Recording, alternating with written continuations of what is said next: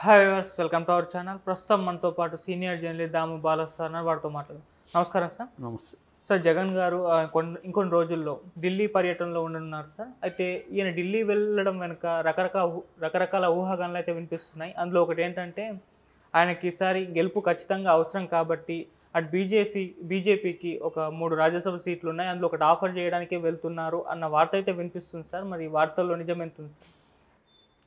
ఈరోజు cabinet meeting అయినాక ఢిల్లీ వెళ్తున్నాడు జగన్.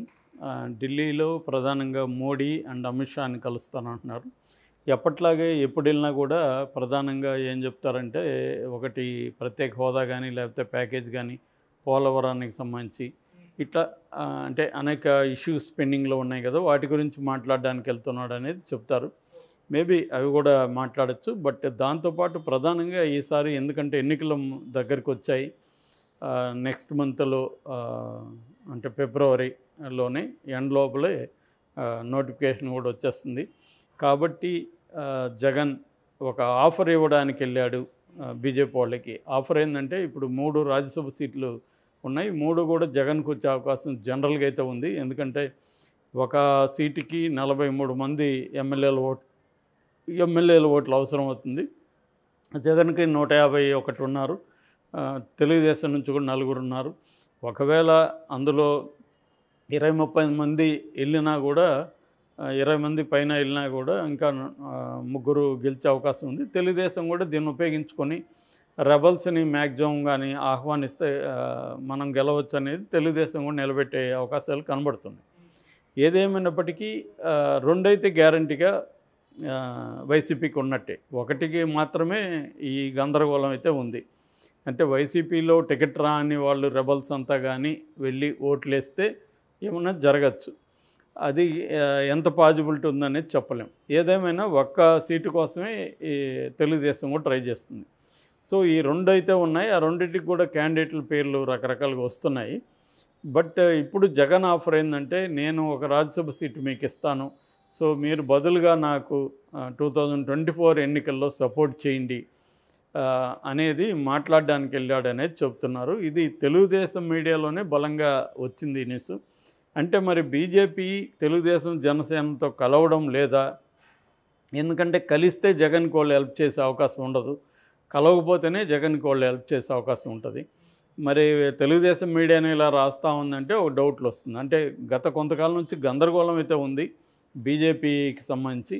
ఎందుకంటే జనసేన పవన్ కళ్యాణ్ ఎప్పటి నుంచో నేను బీజేపీని కూడా కూటమిలోకి తీసుకొస్తానని మాట్లాడుతున్నాడు. చంద్రబాబు కూడా దానికోసం వెయిట్ చేస్తున్నట్టు కనబడుతుంది. అందుకని పొత్తులకు సంబంధించి కూడా వాళ్ళు ఇప్పటివరకు క్లారిటీ రాలేదని, అంటే సీట్లు సంబంధించి, అందుకని ఇప్పటివరకు క్యాండిడేట్లు అనౌన్స్ చేయలేదని చెప్తున్నారు. చంద్రబాబు ఆల్రెడీ మండపేట కానీ అరకు కానీ అనౌన్స్ చేసినప్పుడు దానికి ప్రతిగా పోటీగా పవన్ కళ్యాణ్ కూడా రాజోలు రాజానగరం అనౌన్స్ చేశాడు. ఆ విషయాలు మనం చూసాము.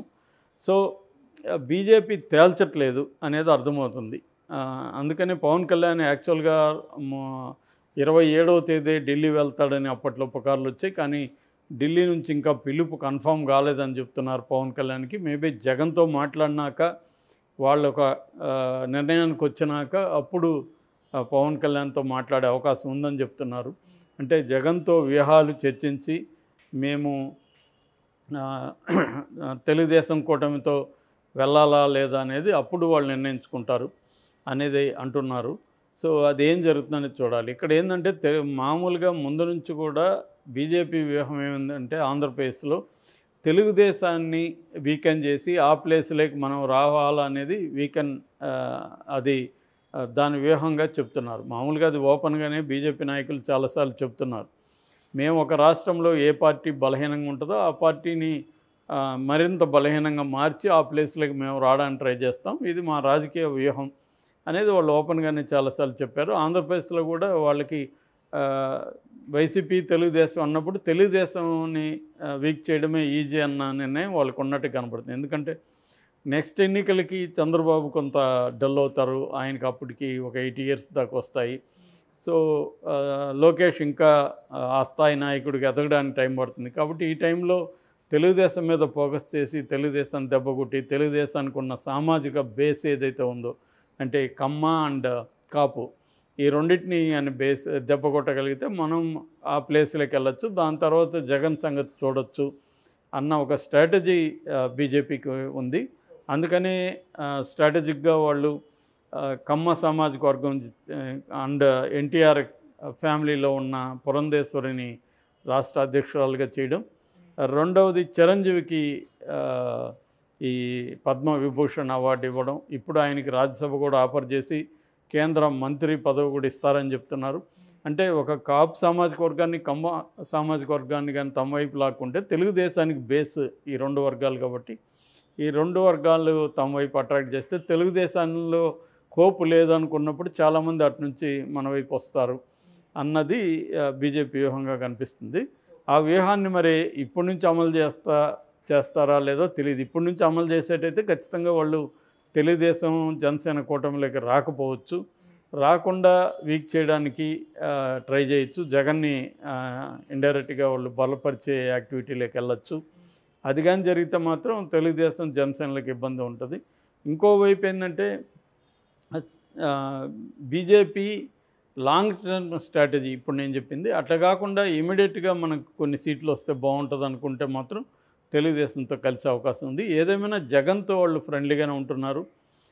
వాళ్ళు ఏంటంటే ఆంధ్రప్రదేశ్లో వాళ్ళకి ఏ రకమైన ఉనికి ఇప్పటివరకు లేదు. 1% ఓట్లు కూడా 2019లో రాలేదు, ఇంకా దిగజారిందే కానీ పెరిగింది ఏమీ లేదు ఈ 5 ఏళ్లలో.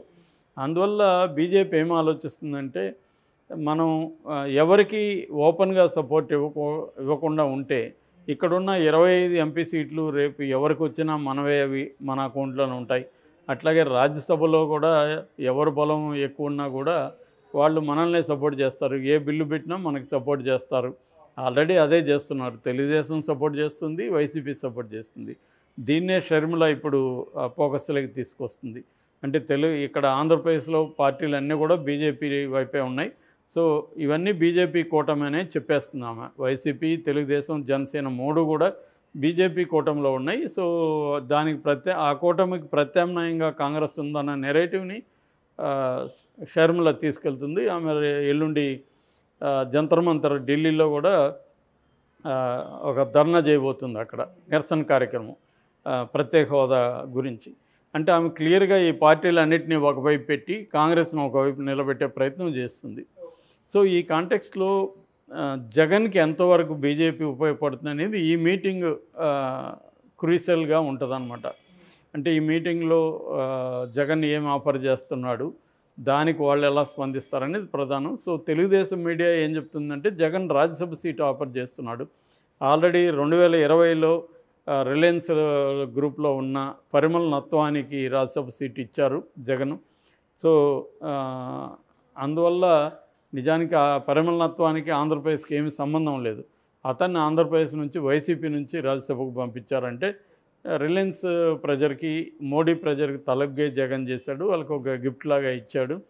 సో అందువల్ల ఇప్పుడు కూడా మళ్ళీ వాళ్ళు ఎవరిని అడిగితే వాళ్ళకి ఆంధ్రప్రదేశ్ నుంచి రాజ్యసభ సీట్ ఇచ్చే అవకాశం ఉంది అనేది తెలుగుదేశం మీడియా చెప్తుంది. దానికి ప్రతిగా ఏమడుగుతున్నాడంటే మీరు మాకు 2024లో నాకు సపోర్ట్ చేయండి నేను గెలవడానికి అన్న ఇది చెప్తున్నాడు. ఎందుకంటే ఇప్పుడు మోడీని ప్రసన్నం చేసుకోవడం ఇటు జగన్కి అవసరం ఉంది, ఇటు తెలుగుదేశానికి జనసేనకు కూడా అవసరం ఉంది. ముఖ్యంగా తెలుగుదేశానికి, ఎందుకంటే రేపొద్దున ప్రత్యర్థుల మీద ఈడీని, తర్వాత ఇన్కమ్ ట్యాక్స్ని ప్రయోగించడం, ఫండ్స్ ఫ్లోని ఆపేయడం ఎలక్షన్లలో, అంటే పోల్ మేనేజ్మెంట్లో ఇవన్నీ భాగం.